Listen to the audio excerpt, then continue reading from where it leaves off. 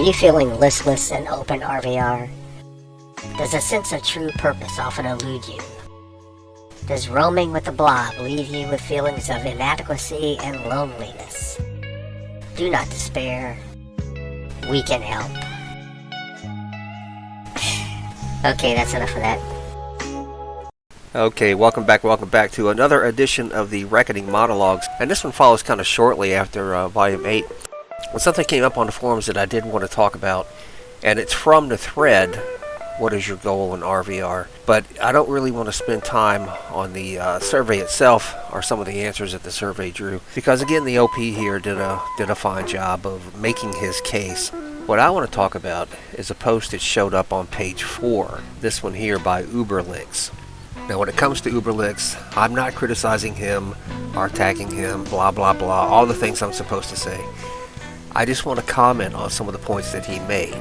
So to begin, he says, my goal in RVR is to blob, PV door my way to BIS, then I log the other realm for balance and do it all over again.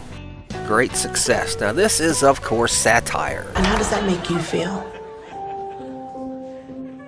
Grouchy. And satire is a form of humor, and I'm glad to see it. I'm happy to see it employed on the forums, because as I said in Volume 6 of the Reckoning Monologues, this place needs more humor. But anyway, that aside, he goes on to say, on a more serious note, I voted for the second option. Why so serious? I like the concept of sieges and how the zones interact. Lock one zone, advance to the next one, in theory. Now, when he says in theory, let me pause right there for a moment and talk about again the old system, the system that was once in place, that when you locked a zone, let's say you locked Dragon Wake, you go on to Calidor, you lock Calidor, that locked the pairing and opened up a fort. You successfully captured the fort, then you went to the next pairing, let's say Empire, and you go to Prague. You lock Prague, you go to the Chaos Waste, you lock Chaos Waste, that opens another fort. You win that fort, that automatically opened a city. Now, at one time, that's how the system here used to run. And we've talked about this before. We've talked about it on a couple of the podcasts. I'm not going to get into what was said about why that system was scrapped. What I am going to say is the current system as it is, in theory, is fine, but there's no real purpose to it. Okay, so you lock Dragon Wake, you move to Calidor. Or the enemy locks Dragon Wake, they move to Eatane. So what? You don't really accomplish anything other than locking a zone and moving to another zone and then go to the fort. It's all just repetitive, right? You don't have to do any of it. That's the point. There's nothing inherently to gain by locking a zone other than to say, we locked the zone, and now we're going to go somewhere else and do it all again. So I agree with this part. The concept of sieges was always cool, and how the zones interact. But how the zones interact used to be a lot more interesting than the way they do now. Okay, it has been pretty much the same for eons now. That's a long time. Largely because of the mindset of the player base. I believe what he was referring to there is that the predominant mindset of the player base is kills, kills, kills, crest, crest, crest. They might as well put up neon signs, cyberpunk style neon signs in the zones that just flash all the time. Kills, kills, kills, kind of like the old ones that go, girls, girls, you know what I'm saying? They might as well just put those up, because when you go out into the lakes, that's pretty much all anybody's after. Getting a kill, getting some crest, getting some crest, getting some kills. Rinse and repeat over and over and over, ad infinitum. That is the mindset that I believe good old Uberlix here is referring to. And I'm just going to come right out and say it. That's boring. He ain't lying. Back in the day when you could solo and small scale roam here with effectiveness in whatever zone was open, those were the glory days, man. And I had a blast in those days. And the guild runs a daily warband, and I appreciate that. I appreciate those guys. I don't often get a chance to, since they're European guild, I don't often get a chance to run with them. But when I do, it's kind of fun. But still, it's the same thing every day. And a lot of that is just because of what he said here, largely because of the mindset of the player base. He goes on to say, I will never forget Destro locking a zone with 5-star pretty much uncontested. while Order was just sitting in the keep waiting for a siege for easy farm, with even numbers, mind you. What he's referring to here, or I believe what he's highlighting here, in this case that he's citing, Order would not leave the keep and go challenge Destro. They simply stayed inside and let Destro do whatever they wanted, until eventually they locked the zone without having to fight for it. What promotes that kind of response? What is it about the game now that would motivate a group of Order players that are relatively even in numbers to not go out and challenge the enemy? Now that's a whole nother video to answer that question, and maybe I'll do that one next. But the short version is, it doesn't really matter. But it doesn't matter. It just doesn't matter. It just doesn't matter. So Destro locks the zone. So what? Maybe when they lock the zone, part of them will log off, and then Order can go out and fight an unbalanced enemy. Maybe that's it. But he goes on. As long as the reward system in terms of crest for locking zones, rewarding mindless blob mindset stays the same, things will stay the same as well. Okay, that's true. There's really not a whole lot more to say about it. But since I am making this video, I have said this before on the Top Monitor podcast and in other areas, other venues I should say, that one of the decisions that was made here, and it was some years ago now, was the unified crest theory.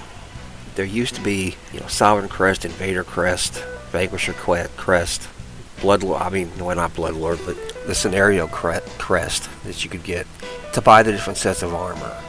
And that system encouraged and rewarded initiative. It rewarded taking a chance, pushing an actual fight, because you wanted to get the crest that you needed. You could get Invader Crest in a fort, you got the Sovereign Crest in a city, and so in order to get those, you would push the zones to get to the fort, and then you push the forts to get to the city. And then they did away with all that. It became a unified crest, and now cities are completely irrelevant. Cities are completely irrelevant. He ain't lying. You don't ever have to do one to get the BIS gear you're after, because you could just hang out in Dragon Wake forever, and eventually you'll get enough crest to buy the gear you need. It's the same with forts. You don't have to do a fort. I think people do forts for the main part because they do still tend to be fun fighting. It's something about the fort mechanic, or maybe the layouts of the maps. But fort fighting can still be a lot of fun. A lot of closely contested results sometimes. And I think you find them, I'll put it this way, I think you find those type of fights more often in a fort than you do in any other venue. But they're still irrelevant. You don't have to do them. Like I said, you can just hang out in Prague all day long. At one time on the server, people were complaining because when KV was the open zone, they could fight there for 8 to 10 hours. Okay, in those days, I loved that stuff, man, because KV is a great solo roaming zone, and the longer it was open, the happier I was. But people complained about the fact that it took too long to lock KV. Okay, well now the system is set up is that you can stay in KV all day long, 24 hours a day, 7 days a week, and eventually you'll come away with all the BIS gear you need, because it's the same everywhere. It's just the same everywhere. Alright, is that system ever going to change? Is a true motivation not to Blob ever going to be introduced? I think they took a step in the right direction with this random event mechanic that was put in with it, or at least listed in the patch notes. I haven't seen it happen yet. But that if fighting bogs down in the zone for too long, then some sort of massive beastie can show up to kind of shake things up. I advocated for that. I've advocated for that for the last 3 years. Some sort of system like that. A hand of God type system, where every now and then a random event comes up just to shake up the forces, man. Get people's attention on something else. So I see that as a step in the right direction, but where do we go next? My suggestion, and I've talked about this before as well, is you could start by making cities relevant again simply by adding an additional bag that can be awarded, one per side. That's all you need. Call it a platinum bag. One per side. That's all you need. One bag per side per city. And in it are crests that, it's a particular type of crest that maybe you can change in for 10 to 1 or something. Just something unique. That's the key word. Okay? Something in the platinum bag that would be unique to help people get the BIS gear, and people will go and fight for it. They will go and fight for it. But as it is, there's no need. Just like Uberlich says here, rewarding mindless blob mindset, things will stay the same as well. And he's right. Okay, that's my bit for today. Leave a comment, man. Come on. I don't understand you guys. I really don't when it comes to something like that. But, I watch Tosh sometimes stream, and he'll make a comment like, oh, look, over there's a dock standing in the grass. And he'll get 30 responses about the dock standing in the grass. But, whatever, man. See you next time.